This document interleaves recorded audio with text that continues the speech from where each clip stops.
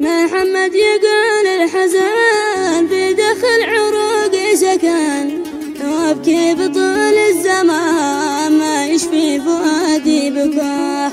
والله لو دموعي تسيل ما تطفي بقلبي شعيل، والقلب الحزين العليل لا يمكن يلاقي دواء. شيلة من كلمات الشاعر محمد أنور محمد حسين شاكر من أهالي محافظة عمران مديرية خارف، والقصيدة تعزيه بعد وفاة أخوه المرحوم أكرم أنور محمد حسين شاكر رحمة الله تغشاه. والقصيدة مقدمة منه ومن والده أنور محمد حسين شاكر ومن أخيه إبراهيم أنور محمد حسين شاكر.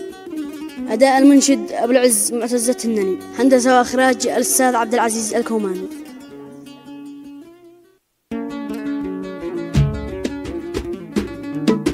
مع تحيات تسجيلات الكوماني. يا خلاق هذا الفناء كثرجك واتوسلك، فرج كربتي وضناك وانظر حالتي يا إله.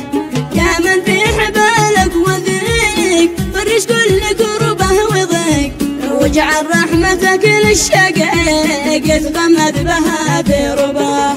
محمد يقول الحزن في داخل عروقي سكن، لو ابكي بطول الزمان ما يشفي فؤادي بكاء. والله لو دموعي تسيل ما تطفي بقلبي شعيل، والقلب الحزين العليل لا يمكن يلاقي دواء. فقدان الشقيق الاصيل اكرم في رحل بالرحيل، كان انساه انا مستحيل كيف الاخ ينسى اخاه. ما تكرم اخي والغياب خلى حالتي في عذاب، والدمعات مثل السحاب والاحساس فاقد سلام. يا قهري فرق ابنته وعمامه وكل اخوته، فقدانه جرح اسرته واحزن قلب امه وابوه. قصرت حياتي حداد بعد اكرم وذقت السهاد، وانهد الجسد والفؤاد كنا حد بطلقه رماه.